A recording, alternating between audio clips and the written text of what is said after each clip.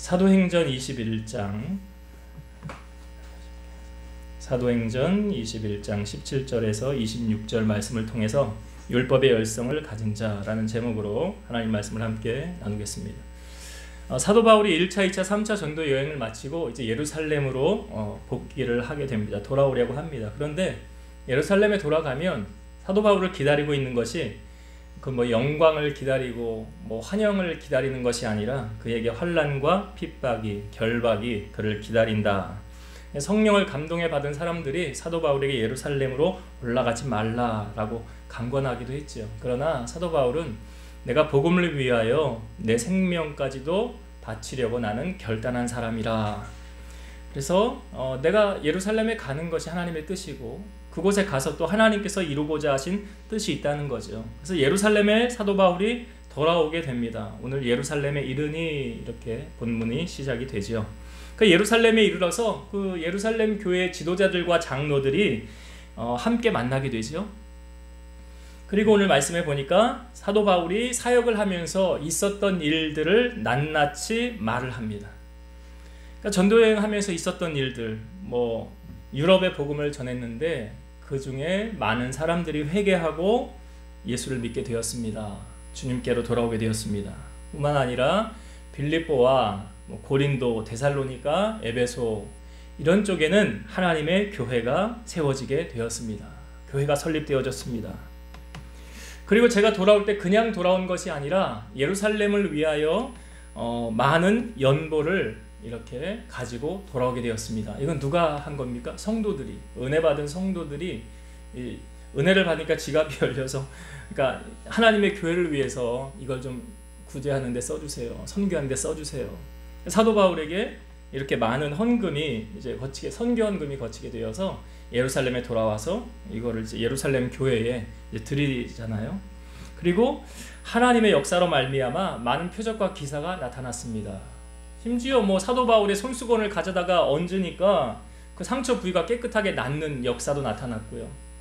어떤 사람이 그 바울의 이름을 빙자해서 귀신 들린 사람에게 갔더니, 야, 귀신이 하는 말이 내가 바울도 알고 예수도 아는데 너는 누구냐 하면서 그 제사장의 아들들을 막 짓밟았잖아요. 그래서 그들이 막 헐레벌떡 도망 나오지 않았습니까? 그 소문이 그 주변으로 싹 퍼져서 하나님이 살아계심을 사람들이 더 알게 되었더라.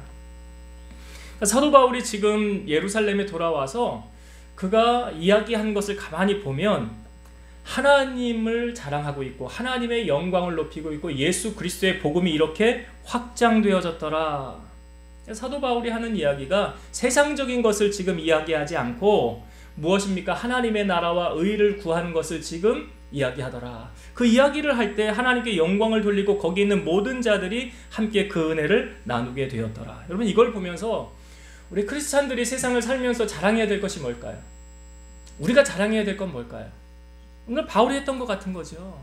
사도 바울이 말했던 거, 그 복음을, 예수 그리스도를 자랑하고 세상에 매여있던 자들이 주님 품으로 돌아오게 되었고 교회가 세워지게 되었고 하나님 영광이 높아지게 되었더라. 그러니까 하나님의 자녀들은 세상 것을 자랑하지 않죠. 그런데 교회를 다닌다고 하면서도 세상적인 것을 자랑하는 사람들이 있어요. 내가 땅을 샀는데 이 땅이 2-3배가 올랐어. 내가 부동산으로 집을 샀는데 이 집이 몇 억이 올랐어. 뿐만 아니라 자기 자녀가 유명한 대학에 들어가게 되었고 대기업에 들어가서 승진하게 되었고 이사로 올라갔더라. 그런 세상적인 이야기를 하면서 자랑하는 그런 많은 사람들이 있더라. 근데 사실은 주님이 보시기엔 옳은 것은 아니더라는 거죠. 어떤 목사님 사모님이 이제 개척교회를 하고 있는데 자녀가 보기에 개척교회가 너무 힘들어 보이니까 그 자녀가 이런 질문을 했다고 그래요. 엄마 아빠는 나중에라도 다시 하나님이 개척하라고 하면 또 개척할 거야? 라고 물었대요. 왜? 옆에서 보니까 그거 만만치 않고 너무 힘들어 보이거든요, 엄마 아빠가 보기에.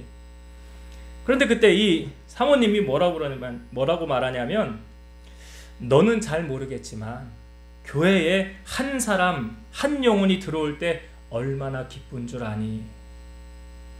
이게 성경에도 있는 이야기잖아요. 예수님이 하셨던 말씀, 천국에서 잃은 자 한 사람이 돌아오면 천국에서는 잔치가 벌어지더라.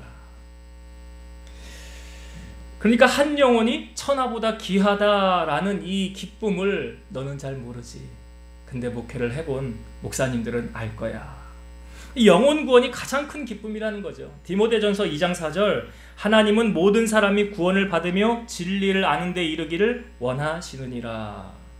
하나님의 마음이 그렇다는 거예요. 하나님의 마음이 모든 사람을 구원하며 진리에 이르기를 원하시지 한 영혼도 실족하여 낙심하는 것을 하나님이 원하지 않다는 거죠. 그러니까 사도 바울이 지금 복음을 전하면서 다니는 곳마다 교회가 세워지고 그 교회를 통해서 구원받는 자들이 날마다 더하여지는 것을 보면서 얼마나 벅찬 감격이 있었겠어요. 하나님을 기쁘시게 하는 이 일에 그는 모든 정열을 쏟지 않습니까? 나의 달려갈 길과 주 예수께 받은 사명, 하나님의 은혜의 복음 증거하는 일을 마치려 하면 나의 생명을 조금 더 귀한 것으로 여기지 않겠노라. 올인했다는 거죠. 여러분, 오늘 우리의 기쁨과 자랑은 어디에 있습니까? 세상적인 것에 있습니까? 자녀에게 소망이 있습니까? 내 기업에 소망이 있습니까? 오늘 하나님의 관심, 하나님의 소망은 교회에 있다는 거죠. 에베소서 5장 10절 보면 주를 기쁘시게 할 것이 무엇인가 시험하여 보라. 왜 그랬을까요? 왜 주님을 기쁘시게 하는 것이 무엇일까 시험해보라. 답이 시편 37편 4절, 또 여호와를 기뻐하라. 그가 내 마음의 소원을 내게 이루어 주시리로다. 앞뒤 맥락을 잘 보세요. 여호와를 기뻐하라. 제가 앞부분에 에베소서 5장 10절, 여호와를 기쁘시게 할 것이 무엇인가 시험하여 보라. 하나님 기쁘시게 하면 그 다음에 어떤 일이 벌어진대요? 나의 마음의 소원이 이루어지리라. 나의 마음의 소원이 이루어지는 비결은 어떻게 해요? 하나님을 기쁘시게 하는 데 있다는 거예요. 그래서 오늘 사도 바울이 물론 세상적인 것을 추구하면서 주의 복음을 전하지 않았어요. 그러나 주님의 복음을 위해서 힘쓰고 있을 때 모든 것을 다 책임져 주시더라. 그래서 너희는 먼저 그의 나라와 의를 구하라. 그리하면 이 모든 것을 너희에게 더하시리라. 이 체험을 하고 간증한 사람이 누구예요? 사도 바울이에요. 그 바울이 지금 예루살렘에 와서 하나님의 역사, 하나님의 영광, 그것을 함께 나누고 있더라. 우리의 입술을 통하여 우리도 자랑해야 될 것이 무엇입니까? 예수 그리스도를 자랑하고, 교회를 자랑하고, 부족하지만 목회자를 자랑하고, 우리 성도들 자랑하고, 그런 것이 되어야 되지 세상적인 것이 되어서는 안 된다. 자, 사도 바울이 이렇게 이제 복음을 전하고 돌아왔는데 그 예루살렘 교회가 사도 바울이 돌아온 것이 그냥 마냥 반갑지만은 않은 거예요. 왜 그랬냐면 사도 바울이 돌아왔을 때 사도 바울은 사실 바른 복음을 전했어요. 그런데 그것을 못마땅하게 여긴 사람들이 있었죠. 늘 사도 바울 옆에는 가시 같은 존재들이 있었어요. 그래서 다니면서 복음을 전하다가 사도 바울이 돌에 맞아서 죽은 줄 알고 내쳐진 적도 있었고요. 고난을, 핍박을 많이 복음을 전하면서도 당하였습니다. 그런데 지금 예루살렘에 돌아와서도 사도 바울을 괴롭히던 이 유대인들이 이제 다시 예루살렘에 와서 바울이 여기 있다는 소식을 이들이 이제 앞으로 듣게 됩니다. 그래서 이 뒷부분에 보면 바울에게 어려움 당하는 장면이 또 나오는데요. 그러니까 지금 예루살렘 교회가 바울이 돌아온 것이 마냥 기쁘지만은 않았어요. 왜? 그 이유가 뭐였느냐? 자, 21절을 한번 보겠습니다. 21절. 내가 이방에 있는 모든 유대인을 가르치되 모세를 배반하고 아들들에게 할례를 행하지 말고 또 관습을 지키지 말라 한다 함을 그들이 들었도다. 여기 사도 바울이 사실 복음을 전할 때 없는 이야기 만들어서 꾸며서 한 거 아니에요. 그냥 말씀대로 진리만 전한 거예요. 다른 이상한 이야기 하지 않았어요. 근데 21절에 보면 뭐라고 말합니까? 네가 모세를 배반했대요. 그리고 아들들에게 할례를 행하지 말고 관습을 지키지 말라 함을 그들이 들었도다. 자, 이 이야기를 조금 이해하기 위해서는요, 우리가 성경의 앞부분을 한번 잠깐 찾아볼게요. 할례가 제일 처음에 있었던 사건이 어디입니까?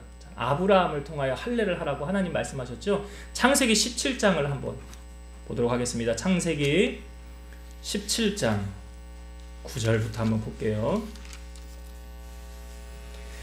창세기 17장은 하나님께서 이제 아브라함에게 이 언약을 맺는 관계가 있거든요. 아브라함이 99세가 되었을 때에 하나님께서 나타나셔서 아브라함도 나하고 이제 언약을 지키자 하면서 명령하신 것이 있어요. 자, 창세기 17장 9절부터 제가 읽어볼게요. 하나님이 또 아브라함에게 이르시되 그런즉 너는 내 언약을 지키고 내 후손도 대대로 지키라. 너희 중 남자는 다 할례를 받으라. 이것이 나와 너희와 너희 후손 사이에 지킬 내 언약이니라. 너희는 포피를 베어라. 이것이 나와 너희 사이의 언약의 표징이니라. 너희의 대대로 모든 남자는 집에서 난 자나 또는 너희 자손이 아니라 이방 사람에게서 돈으로 산 자를 막론하고 난 지 8일 만에 할례를 받을 것이라. 너희 집에서 난 자든지 너희 돈으로 산 자든지 할례를 받아야 하리니 이에 내 언약이 너희 살에 있어 영원한 언약이 되려니와 할례를 받지 아니한 남자 곧 그 포피를 베지 아니한 자는 백성 중에서 끊어지리니 그가 내 언약을 배반하였음이니라. 아멘. 자, 여기 하나님께서 아브라함에게 나타나셔서 너와 나 사이의 언약을 지키자. 대대로 지킬 언약을 이것이니라. 할례를 말하라. 할례를 행하라. 너희 포피를 베어라. 이것이 너와 나 사이의 언약의 표징이니라. 그래서 태어난 지 8일 만에 다 할례를 받을 것이니라. 누구를 막론하고요? 만약 할례를 받지 아니하는 남자는 14절에 보니까 할례를 받지 아니한 남자 곧 그 포피를 베지 아니한 자는 백성 중에서 끊어지리니 그가 내 언약을 배반하였음이니라. 그러니까 남자 중에 할례를 행하지 않으면 하나님과 약속을 지키지 않은 사람이 된 거죠. 그렇죠. 그러니까 할례는 유대인에게 있어서 특별히 구원받은 선택받은 하나님의 백성들은 모두 다 뭘 행해야 되는 거예요? 할례를 행해야 되는 거예요. 할례를 행해야 된다. 근데 이방인들은 할례를 행하지 않았어요. 유대인들만 이 법을 지켰어요. 왜? 유대인은 자기들의 선택된 백성, 선민이다. 우리는 하나님의 백성이다. 그러니까 하나님의 백성으로 인침을 받은 그 사람들은 모두 다 할례를 받아야 됐어요. 자, 이것이 아브라함과 하나님 사이의 언약의 표징 할례예요. 그런데 오늘 본문으로 다시 돌아와서 오늘 본문에 사도 바울이 다니면서 이방에도 유대인들이 있어요. 스데반의 일로 일어난 환란으로 말미암아 흩어진 디아스포라 유대인들이 있단 말이에요. 이방인들만 존재하는 게 아니에요. 그런데 거기는 이방인이나 유대인이나 모든 사람에게 다 똑같이 이 말을 했다는 거예요. 이제 할례 행하지 않아도 됩니다. 관습을 지키지 않아도 됩니다. 마치 이 할례를 하지 않으면 구원을 받지 못한다고 말하는데 이건 진리가 아닙니다. 진리가 아니라는 거예요. 그러니까 유대인들이 이것을 듣고 반발할 힘이 있을까요? 없을까요? 있지요. 우리는 선택된 하나님의 선민의 백성인데 할례를 하나님과의 약속인데 꼭 행해야 되는데 하지 말라고 하는 저 사람의 말이 지금 잘못된 거잖아요. 사도 바울이. 그러니까 자기들의 입장에서는 사도 바울이 잘못된 거거든요. 우리가 갈라디아서 말씀도 주일 오후에 또 나누고 했었는데 거기 사도 바울이 예수님이 오신 이후에는 율법의 행위로 구원받지 않고 오직 예수 그리스도를 믿음으로 구원받는다고 그러잖아요. 그러니까 할례를 하지 않으면 구원받지 못한다라는 논리를 반박해서 사도 바울은 그것으로 구원받는 게 아니다. 율법의 행위로 구원받는 것이 아니다. 갈라디아서 2장 16절 사람이 의롭게 되는 것은 율법의 행위로 말미암음이 아니요 오직 예수 그리스도를 믿음으로 말미암는 줄 알므로 우리도 그리스도를 믿나니 이는 우리가 율법의 행위로서가 아니고 그리스도를 믿음으로 의롭다 함을 얻으려 함이라. 율법의 행위로서는 의롭다 함을 얻을 육체가 없느니라. 그러니까 할례를 하지 않으면 구원받지 못한다가 아니라는 거예요. 예수 그리스도가 오신 이후에는 그러니까 구약은 예수님이 오실 것을 예견해 주는 말씀이고 신약은 예수님이 오신 그 이후로 신약 아닙니까? 그러니까 말씀의 성취 완성을 이루신 분이 누구예요? 예수 그리스도잖아요. 그래서 다른 이로서는 구원받을 수 없다. 오직 누구로만 구원받을 수 있어요? 예수로만. 그러니까 사도 바울은 이제 육체의 할례가 아니라 여러분들은 이제 마음의 할례를 행하십시오 라고 말하잖아요. 그것으로 구원받는 것이 아닙니다. 자, 그런데 이 유대인들이 사도 바울이 전하는 말이 지금 들려요? 안 들려요? 할례를 행하지 않아도 구원받습니다 라는 이 말을 유대인들이 그걸 받아들입니까? 안 받아들입니까? 안 받아들여요. 왜 안 받아들입니까? 그들은 아브라함 때부터 하나님이 주셨던 그 율법, 그 약속을 믿기 때문에 새로운 예수 그리스도를 영접해야만 구원받는다는 것을 알지를 못하는 거예요. 믿어지지가 않는 거죠. 그러니까 바울의 말이 안 들려지는 거예요. 여러분 노아 시대 사람들도 그랬어요. 당시 유대인들처럼. 왜요? 노아가 산꼭대기에다 방주를 짓고 사람들에게 여러분 방주로 들어오세요. 이제 40일 동안 비가 내릴 것입니다. 여러분 방주를 몇 년 동안 졌습니까? 120년 동안 졌잖아요. 그러니까 120년 동안 하나님이 기회를 준 거예요. 여러분들 노아를 방주를 짓는 120년 그 기간 안에 여러분 회심하고 주님 앞에 돌아오세요. 하나님 앞에 돌아오세요. 이제 방주로 들어오세요 라는 기한을 정해주는 거였죠. 그런데 노아가 이제 모든 동물들 다 태우고 이제 문을 닫으려고 할 때 사람들에게 마지막 외쳤겠죠. 여러분 비가 옵니다. 40일 동안 올 겁니다. 들어오세요. 아무도 노아의 말을 듣지 않았습니다. 비는 40일 동안 와서 온 땅에 다 물에 잠기게 되었지요. 여러분, 하나님께서 우리를 하나님의 일꾼으로 들어 쓰시려고 할 때 전제 조건이 있다는 거 아십니까? 내 생각이 내려놔줘야 돼요.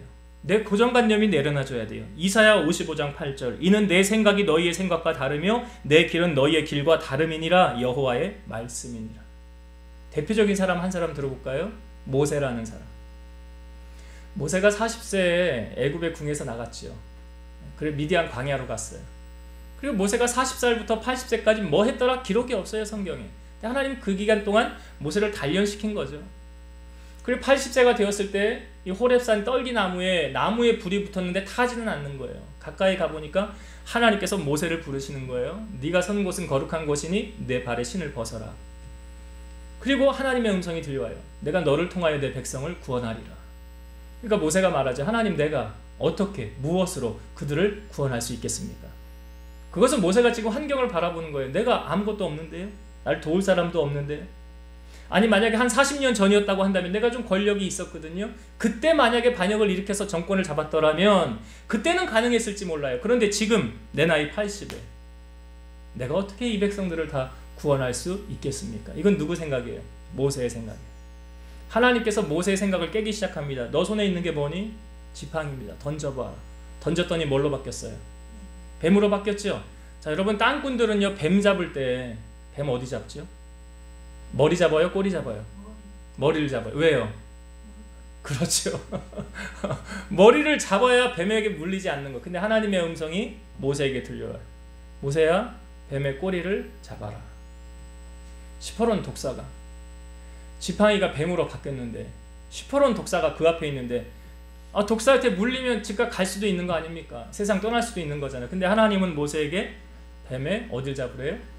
꼬리를 잡아라. 내 생각대로 하면, 우리의 생각대로 하면 뱀의 어디를 잡아야 돼요?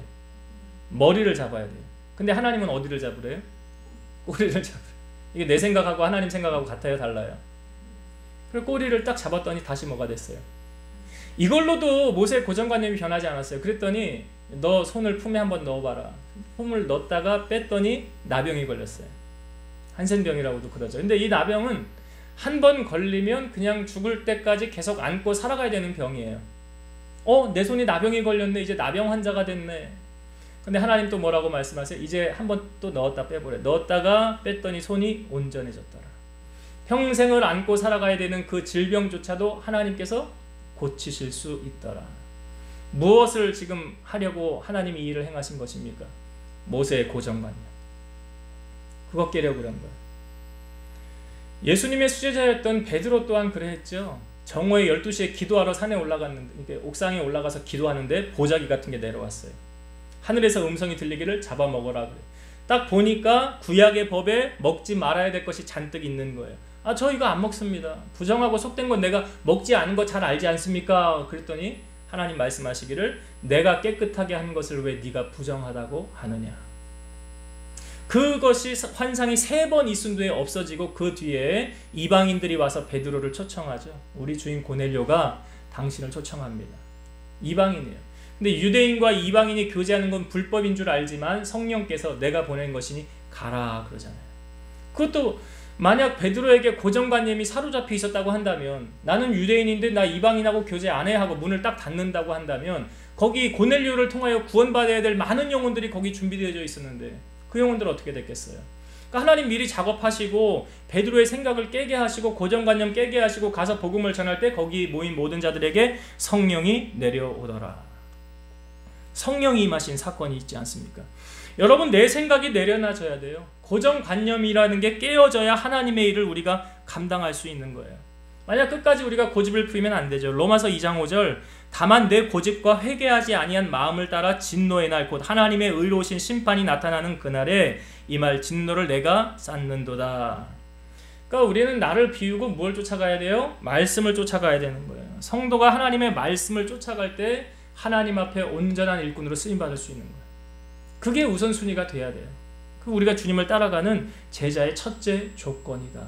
근데 사도 바울이 지금 다니면서 바른 복음을 전하였는데 유대인들이 어떤 반응을 일으킵니까? 저거 뭐야, 이상한 거 전하네 하면서 돌을 치려고 하고 채찍으로 때리려고 하고 잡아서 관가에 넣으려고 하고, 그들의 고정관념이 바뀌지 않은 결과였더라. 오늘 우리가 주님을 따라감에 있어서 사실 우리의 생각보다 하나님의 진리가, 하나님의 생각이 더 깊지 않습니까? 우리 그걸 따라가야 돼요. 그래서 오늘 나의 고정관념이 어떠한가 우리 자신을 한번 돌아보면서 말씀 앞에 굴복할 수 있는, 하나님의 말씀을 따라갈 수 있는 우리 모두가 되었으면 합니다. 자, 여기 예루살렘 교회 입장에서 이 유대인들이 이제 와서 교회는 지금 뭘 염려하냐면, 그들에게 와가지고 막 횡패를 부리고 교회를 혼란스럽게 하면 어떡할까, 그런 염려가 지금 있는 거예요, 교회 지도자들이. 그러니까 이들이 바울더러 뭘 하라고 그러냐면, 자, 성경을 한번 봅시다. 23절 24절 23절과 24절 봅니다. 우리가 말하는 이대로 하라. 서원한 네 사람이 우리에게 있으니 그들을 데리고 함께 결례를 행하고 그들을 위하여 비용을 내어 머리를 깎게 하라. 그러면 모든 사람이 그대에 대하여 들은 것이 사실이 아니고 그대도 율법을 지켜 행하는 줄로 알 것이라. 우리가 보면 바울은 지금 불의를 저지른 게 없어요. 잘못한 게 없어요. 그런데 예루살렘 교회 선배 야고보하고 그 장로들이 바울에게 성결 예식을 하라고 하는 거예요. 여기 네 사람이 나오는데 네 사람의 비용을 네가 내고 이들과 함께 서원 결례를 행하라. 이 결례 기간이 30일이거든요. 그래서 이 30일의 시작과 끝날 머리를 자르고 그 기간에 금욕적인 생활을 하며 이 기간이 차면 예물을 드리는 거예요. 번제물로 1년 된 수양 하나, 속죄 제물로 1년 된 암양 하나, 화목 제물로 수양 하나, 그 외에 무교병, 아무튼 비용이 적지 않게 들어가는 거예요. 그러니까 사도 바울 자신은 사실 이 결례를 행할 의무가, 필요가 느끼지 않았어요. 사도 바울은. 왜? 잘못한 게 있어요, 없어요? 없잖아요. 사도 바울은 잘못한 게 없어요. 그런데 이 선배, 이 감독 야고보의 부탁으로 또 예루살렘 교회의 소원임으로 바울이 그냥 이 제안을 그냥 받아들인 거예요. 받아들이고 그걸 행한 거예요. 그러면 한번 생각해 봅시다, 여러분. 이 제안은 바울을 위한 겁니까? 유대인을 위한 겁니까? 교회를 위한 겁니까? 누구 때문에 한 것 같아요? 무엇 때문에 한 것 같습니까? 그러니까 사도 바울이 너 만약에 이렇게 하면 모든 사람이 너 율법의 열성을 가진 줄 알 거야. 사실 이거 지키지 않아도 사도 바울은 구원으로, 믿음으로 구원받는 걸 아는 사람이었잖아요. 율법의 행위로 구원받는 것이 아니라. 그러니까 말씀을 묵상하면서 이거는 아닌데 라는 생각이 들었어요. 아닌데.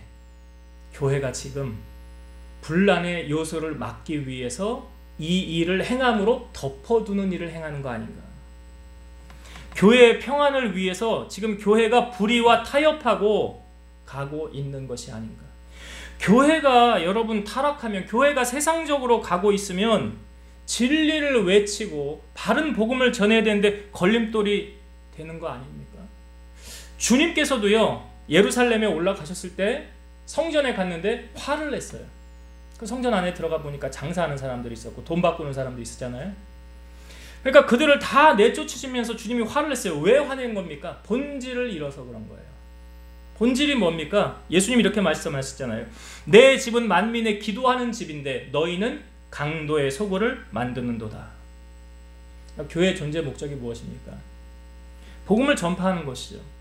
말씀이 증거되어지는 것이고 선포되어지는 것이고 교회는 기도하는 곳이에요.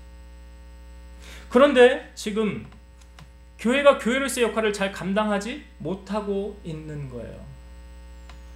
그러니까 사람들 비유나 맞추고 귀에 듣기 좋은 소리나 하고 그런 것이 교회라고 한다면 잘못되어져 가는 거예요. 디모데후서 4장 3절에서 4절 때가 이르리니 사람이 바른 교훈을 받지 아니하며 귀가 가려워서 자기의 사욕을 따를 스승을 많이 두고 또 그 귀를 진리에게 돌이켜 허탄한 이야기를 따르리라.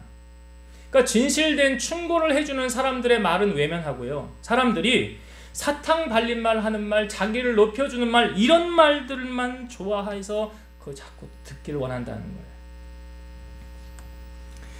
여러분, 우리는 진리의 편에 서는 교회가 되어야 됩니다. 그래야 하나님께서 그 교회를 사랑하시고 그 교회를 통하여 하나님의 일을 이루어 가시는 거예요. 불의와 타협하는 교회는 잘못된 거 아닙니까? 이렇게 정경유착이 교회 안으로 들어와서 이 교회의 힘이 너무 세지니까 로마 카톨릭의 교회가 이렇게 해서 타락되어진 거 아니에요? 부패되어진 거 아닙니까? 나중에 돈 모아가지고 성전 지으려고 말이야 막 거짓된 거 만들어가지고 이거 면제부 막 팔고 이거 사야 구원받는다고 하고 말도 안 되는 일들을 벌리면서 타락되어져 간 거잖아요. 그러니까 주님이 원하는 교회의 모습은 이런 모습이 아니에요. 근데 제가 이 교회 예루살렘 교회를 보면서 이건 아닌데라는 생각이 들었어요. 저는 나름 설교 준비를 하면서 그 일을 덮기 위해서 지금 많은 사람들이 오히려 잘못된 것을 쫓아가고 있지 않습니까? 이거 어떻게 하고 있어요? 유대인들의 율법을 따라야 된다. 그들의 말을 따라줘야 된다. 그래야 교회가 어려움 당하지 않고 평탄하게 갈 수 있다. 그런데 불의와 타협하면 됩니까? 안 됩니까? 안 되는 거잖아요. 교회는 언제든지 진리 안에 서야 되는 거예요. 진리 안에. 그래서 어떤 목사님이 이런 이야기도 하지만 교회가 우파냐 좌파냐 아니에요. 교회가 어떻게 우파고 교회가 좌파예요. 어떤 목사님은 나는 자기가 전라도 사람이었는지 아닌지 하여튼 전라도 경상도 여기 지역 감정들 있잖아요. 그런 걸로 인해 갈등이 생기고 근데 교회 안에서조차도 그러면 안 되는 거죠. 그건 바른 거 아니에요. 그래서 주님이 원하는 교회의 모습은 진리를 고수하고 끝까지 복음 안에 서서 믿음의 길을 걸어가야 되는 그것이 주님이 원하는 교회의 모습이더라. 오늘 우리 교회가 그래야 되지 않을까라는 생각이 듭니다. 자, 이제 말씀을 정리하고 마치도록 하겠습니다. 오늘 우리가 세 가지 은혜를 나누었어요. 첫 번째, 바울이 예루살렘에 돌아와서 한 이야기가 무엇입니까? 뭘 낱낱이 보고했대요? 복음사요. 자기의 자랑이 아니에요. 내가요 교회를 몇 개를 세우고요 많은 사람 돌아오게 하고요 그거 아니었어요. 하나님께서 행하신 일들을 낱낱이 보고하고 복음이 증거되어지고 교회가 세워지고 하나님의 영광이 높아지는 것. 세상적인 자랑이 여기 있습니까? 없습니까? 하나도 없잖아요. 우리가 세상적인 자랑을 하라고도 주님 말씀하지 않으셨지만 그 세상 사람들이 하는 거고 하나님의 자녀들은 하나님만을 높이고 살아가야 된다라는 것. 두 번째, 하나님이 우리를 들어 쓰시려면 우리의 고정관념이 내려놔줘야 돼요. 1 더하기 1은 뭐다? 2다. 성경은 그렇게 말하지 않죠. 그 작은 자가 천을 이루고 그 약한 자가 강국을 이룰 것이라. 때가 되면 나 여호와가 속히 이루리라. 여호수아도 말씀에도 보면 그 작은 자가 천을 대적한다라는 말씀이 있잖아요. 그리고 300명으로 12만 5천 명, 12만 3천 명인가요? 아말렉, 기드온이 300명으로 그 아말렉 이긴 거 가히 상상이 안 되는 숫자 아닙니까? 그러니까 하나님의 일하심이 이렇더라. 오늘 제가 모세 이야기하고 베드로 이야기도 했는데 우리의 고정관념이 내려놔질 때 하나님께서는 그 사람을 들어서 하나님의 도구로 사용하신다라는 것. 그래서 말씀을 철저하게 따라가야 된다. 마지막 세 번째, 교회는 세상의 법을 따라가는 것이 아니더라. 진리의 편에 서야 되는 것이더라. 교회는 불의와 타협하는 것이 아니더라. 하나님이 하라 하면 하고 하나님이 하지 말라면 하는 거예요. 교회 하나님의 마지막 소망은 교회에 있지 않습니까? 교회에 있잖아요. 그래서 이 교회가 아시아 7교회도 있었지만 칭찬받은 교회는 2교회밖에 없었어요. 서머나 교회와 빌라델비아 교회. 2교회만 칭찬을 받았어요. 우리도 주님께로부터 보셨을 때 잘했다 칭찬받는 교회가 되기를 원해요. 보이는 유형의 교회가 있고 보이지 않는 무형의 교회가 있어요. 그렇죠? 유형의 교회는 우리가 모여서 예배하는 곳이 유형의 교회 건물이고 무형의 교회는 우리 한 사람 한 사람이 성전되어져 간다 그랬어요. 우리 한 사람 한 사람이 성전이에요. 그래서 내 몸이 불의와 타협하지 않고 하나님이 기뻐하시는 것을 지키며 따라가는, 그래서 하나님을 기쁘시게 해드리는 우리 성도님들 다 되시기를 주의 이름으로 축원드립니다. 기도하시겠습니다. 살아계셔서 역사하시는 하나님 감사합니다. 오늘 바울이 3차 전도여행을 마치고 예루살렘에 돌아와 하나님 앞에 영광을 돌렸습니다. 자기의 자랑은 하나도 없었습니다. 마치 오늘 우리가 살아가는 성도들의 삶이 이래야 된다라고 가르치고 있습니다. 세상적인 것을 자랑하는 우리가 되지 않게 하시고 오직 예수 그리스도를 자랑하고 주님만을 높이는 우리 성도들이 다 되게 하여 주옵소서. 내가 가진 생각이 옳다라는 생각을 주님 앞에 내려놓게 하시고 이제는 나의 생각이 아닌 주님의 말씀을 따라갈 수 있는 우리 성도들이 되게 하시며 진리의 편에 서서 마지막까지 주님 앞에 잘했다 칭찬을 받는 우리 성도들이 다 될 수 있도록 축복하여 주옵소서. 예수님 이름으로 감사하며 기도드리옵나이다. 아멘.